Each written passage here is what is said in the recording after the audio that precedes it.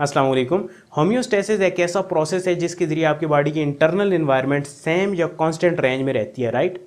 अब ये होम्योस्टेसिस का प्रोसेस कैसे परफॉर्म हो रहा होता है, कैसे कंट्रोल हो रहा होता है, ये आज की इस लेक्चर के अंदर हम कवर करेंगे। इस चीज़ को होम्योस्टैटिक कंट्रोल भी कहा जाता है। So homeostasis is actually controlled by negative feedback. आपकी बॉडी के अंदर जो होम्योस्टेसिस का प्रोसेस है वो नेगेटिव फीडबैक के जरिए कंट्रोल हो रहा होता है। अब नेगेटिव फीडबैक क्या है? आपकी बॉडी के अंदर बहुत सारी इंटरनल कंडीशंस मेंटेन हो रही होती हैं by the process of homeostasis, right. और हर इंटरनल कंडीशन के अकॉर्डिंग एक सेट पॉइंट आपकी बॉडी के अंदर मौजूद होता है। फॉर एग्जांपल टेम्परेचर की अगर हम बात करें तो टेम्परेचर का सेट पॉइंट जो है वो 37 डिग्री सेंटीग्रेड है। यानी आपकी बॉडी ने मान लिया है कि 37 डिग्री सेंटीग्रेड एक आइडियल वैल्यू है और टेम्परेचर को इस आइडियल वैल्यू से ऊपर और नीचे नहीं जाने देना। तो अगर टेम्परेचर ऊपर या नीचे जाता है तो टेम्परेचर के अंदर चेंज आ रही है ना, तो इस चेंज को दोबारा से रिवर्स बैक कर देना और सेट पॉइंट पर ले आना, इसे नेगेटिव फीडबैक कहा जाता है। यानी चेंज से चीज़ रिवर्स हो रही है, सेट पॉइंट की तरफ पीछे आ रही है, तो इसलिए इसे नेगेटिव फीडबैक कहा जाता है। सो नेगेटिव फीडबैक को कैसे डिफाइन करेंगे?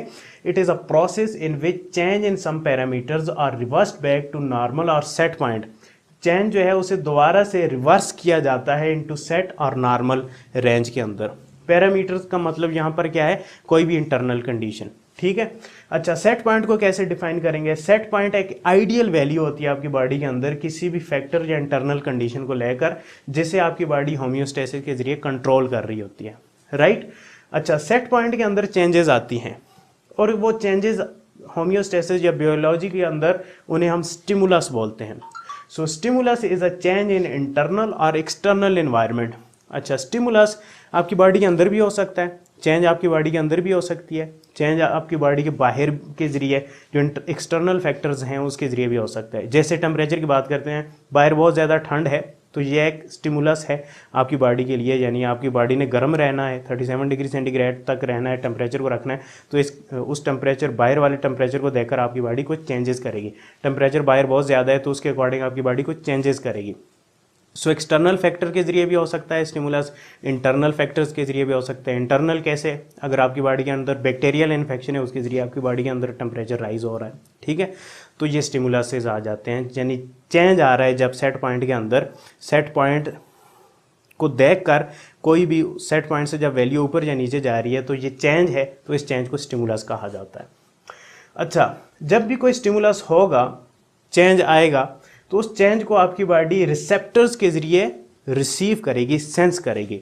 सो रिसेप्टर्स एक्चुअल में सेंसरी ऑर्गन्स होते हैं, सेंसरी स्ट्रक्चर्स होती हैं, ये सेल्स हो सकते हैं, टिश्यूज हो सकते हैं, जो किसी चेंज को, स्टिमुलस को रिसीव करते हैं और रिसीव करने के बाद उन्हें कम्युनिकेट या आगे भेज देते हैं कंट्रोल सेंटर की तरफ।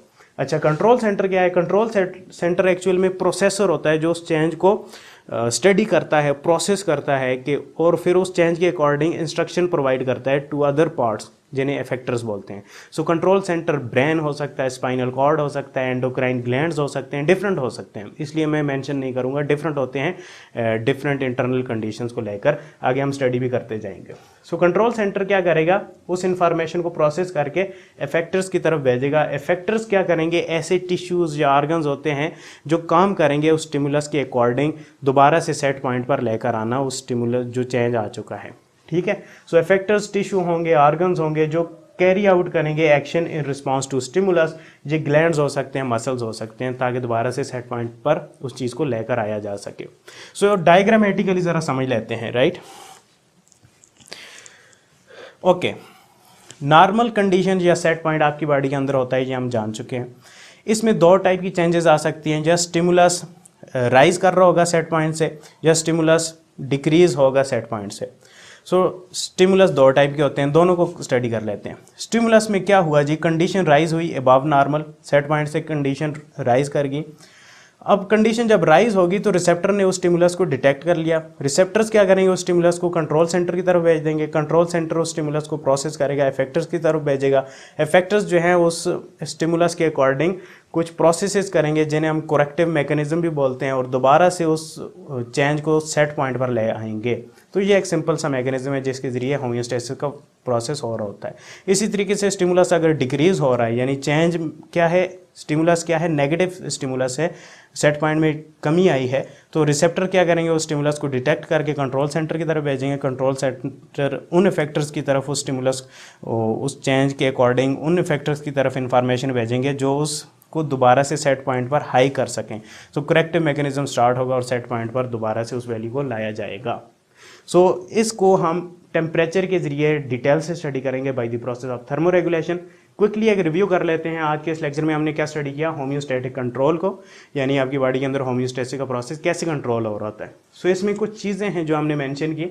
आपकी बॉडी के अंदर जो होम्योस्टेसिस है वो कंट्रोल होता है बाय नेगेटिव फीडबैक, यानी रिवर्स कर देना चेंज को दोबारा सेट पॉइंट पर, उसे नेगेटिव फीडबैक बोलते हैं। सेट पॉइंट को हमने डिस्कस किया, आइडियल वैल्यू होती है। स्टिमुलस क्या है, चेंज होता है किसी भी सेट पॉइंट के अकॉर्डिंग जब कोई चेंज आता है। रिसेप्टर क्या होते हैं, रिसीव करने वाले ऑर्गन स्ट्रक्चर सेल्स होते हैं। कंट्रोल सेंटर क्या होता है, रिसेप्टर से जो इन्फॉर्मेशन को लेकर प्रोसेस करता है और उस इन्फॉर्मेशन को फिर इफेक्टर्स की तरफ भेज देता है। इफेक्टर्स क्या करते हैं, उस इन्फॉर्मेशन के अकॉर्डिंग चेंजेस लेकर आते हैं दोबारा से सेट पॉइंट को अचीव करने के लिए। तो ये होम्योस्टैटिक कंट्रोल आ गया। होपफुली आपको लेक्चर समझ में आया होगा। नेक्स्ट लेक्चर तक के लिए मुझे इजाज़त दें। शुक्रिया, अल्लाह हाफिज़।